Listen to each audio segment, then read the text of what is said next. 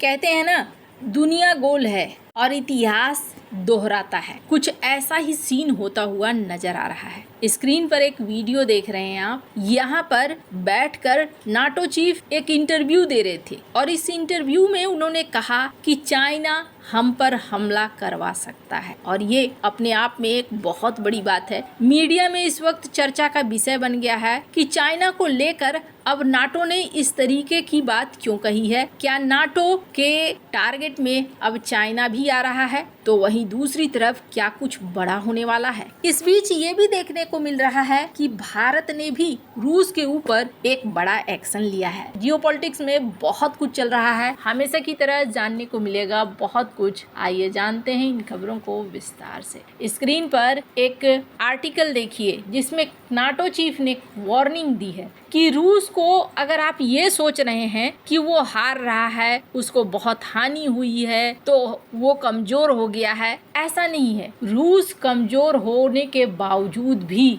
वो हमारे लिए बहुत ज़्यादा खतरनाक ये कहना है। हालांकि नाटो देशों की संख्या काफ़ी हद तक बढ़ चुकी है और नाटो रूस के काफ़ी करीब आ चुका है, लेकिन नाटो के अंदर एक डर पैदा हो गया है और इस डर में ये भी कहा जा रहा है एक रिपोर्ट के द्वारा। स्क्रीन पर एक आर्टिकल देखिए। रूस नाटो जो सोच रहा है कि आज नहीं कल हमला होगा, कल नहीं 2-3 साल लगेंगे, 3 से 5 साल लगेंगे, तब तक में रूस तैयार होगा और तैयार होकर फिर हमला करेगा, ये उनको उल्टा पड़ सकता है। हो सकता है नाटो के ऊपर रूस उनकी सोच से पहले हमला कर दे, ये कहना है एक रिपोर्ट का, जिस रिपोर्ट में कहा जा रहा है कि रूस को लेकर जो प्लानिंग कर रहे हैं नाटो के अधिकारी, ये उनके ऊपर उल्टा भी पड़ सकता है। इसी बीच कुछ सीन भी देखने को मिला। स्क्रीन पर एक वीडियो देखिए जिसमें नाटो चीफ क्या कह रहे हैं। यहाँ पर नाटो चीफ ने मजाक उड़ाया है, किसका? रूस के एक सबमरीन का। In 2022, Russia thought it could crush Ukraine within days. In the 4th year of its brutal war, Russia is struggling to advance. Russia's military is stretched there and elsewhere. Its Mediterranean task force was once a mix of surface ships, submarines and support vessels. Now, in effect, there is hardly any Russian naval presence in the Mediterranean left. There is a lone and broken Russian submarine limping home from patrol. What a change from the 1984 Tom Clancy novel, The Hunt for Red October. Today, it seems more like the hunt for the nearest mechanic.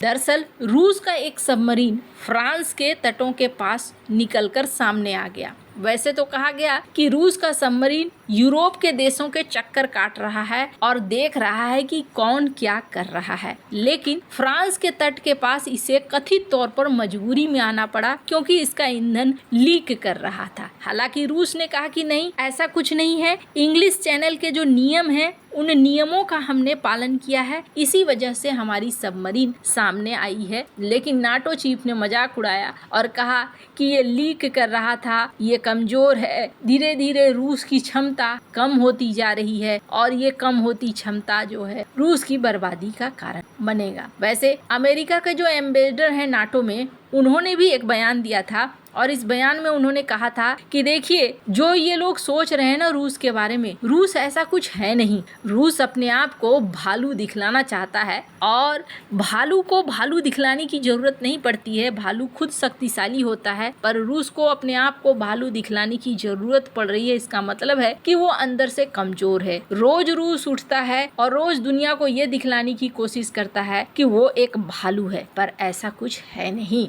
खैर, अब रूस को लेकर एक तरफ ये ऐसी बयानबाजी भी देते हैं और दूसरी तरफ इन्हें एक डर भी लगता है कि रूस कहीं इनके ऊपर हमला न कर दे। अब इसी बीच नाटो चीफ ने एक बयान दिया है, जिस बयान में उन्होंने चाइना का भी नाम ले लिया है कि चाइना एक बड़ा कदम उठा सकता है। वैसे आपको बता दूं, एक जमाना था जब अमेरिका ने चाइना को अपने पाले में कर लिया था। 1950 का दौर था जब रूस ने चाइना को साथ लाने की कोशिश करी थी और रूस ने कई तरह की टेक्नोलॉजी चाइना को दी थी। रूस भी एक कम्युनिस्ट शासक था और चाइना भी एक कम्युनिस्ट शासक था। माओ का राज था। रूस चाहता था कि चाइना उसके साथ मिलकर रहे और रूस ये भी चाहता था कि चाइना एशिया में शक्तिशाली रहे ताकि पश्चिमी देश यहाँ घुस न सकें और कम्युनिस्ट देशों का बोलबाला रहे। रूस ने शुरुआती दौर में चाइना की बहुत मदद करी, लेकिन फिर एंट्री हो गई अमेरिका की और अमेरिका चाइना में दोस्ती हो गई। दोस्ती करवाने वाला पाकिस्तान रहा और डेन जाओपिंग को अमेरिका से ज्यादा फायदा दिखने लगा। अमेरिका के साथ इनकी नजदीकियां बढ़ती चली गई। इसी बीच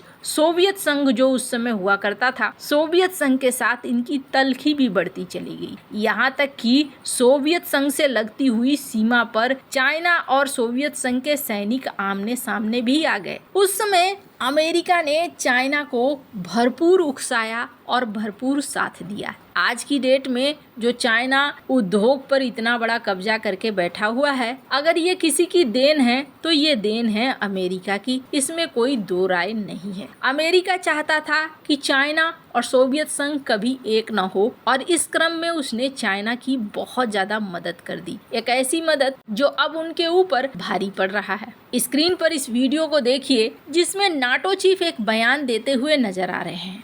It's highly likely that China will force the junior partner in that relationship, being Russia, under the leadership of Vladimirovich Putin, to move against NATO here, to keep us busy. For all these reasons, we have to make sure that we work as strongly together with them. And then on the hybrid threats, this is, of course, a big worry and we are working on it. दरअसल NATO chief ने एक बयान दिया है interview में और इसमें कहा है कि चाइना का जूनियर पार्टनर बन चुका है रूस, यानी रूस चाइना के बगैर चल नहीं सकता है। और जब चाइना ताइवान पर हमला करेगा ना, तब चाइना रूस को कहेगा कि आप यूरोप पर हमला करो, नाटो पर हमला करो, ताकि नाटो मदद करने ना आ सके। अब इनको एक गठजोड़ दिखने लगा है कि चाइना और रूस के बीच में एक गठजोड़ है। गठजोड़ नाटो के लिए समस्या खड़ी कर सकता है। आपने एक चीज नोटिस करा होगा और वो चीज ये है कि बार बार नाटो हो या डोनाल्ड ट्रंप हो, भारत को प्रेशराइज करने की कोशिश करते हैं, दबाव में लाने की कोशिश करते हैं कि भारत रूस से तेल न खरीदे। अब इसको लेकर भारत ने भी एक तोड़ निकाला है और ये तोड़ कहीं ना कहीं भारत के लिए बिल्कुल सटीक बैठ रहा है, जिसमें क्या दिखाया जा रहा है कि भारत की जो स्टेट रिफाइनरियां हैं, अब ये धीरे धीरे रूस से तेल कम खरीद रही हैं। ये केपलर का दावा किया गया है। केपलर का कहना है कि 25% से अधिक रूस से तेल खरीदना बंद कर दिया है। लेकिन किसने बंद किया है? बंद किया है भारत की सरकारी कंपनियों ने। वहीं बात करें भारत की निजी रिफाइनरियों ने, तो इन्होंने अपना आंकड़ा डबल कर दिया है। इसका मतलब ये हो गया कि सरकारी तौर पर भारत रूस से तेल नहीं खरीद रहा है, लेकिन भारत रूस से तेल कम खरीद रहा है, लेकिन प्राइवेट कंपनियां उस कमी को पूरा कर रही हैं। जून 2025 में जो सरकारी कंपनियां थी, इन्होंने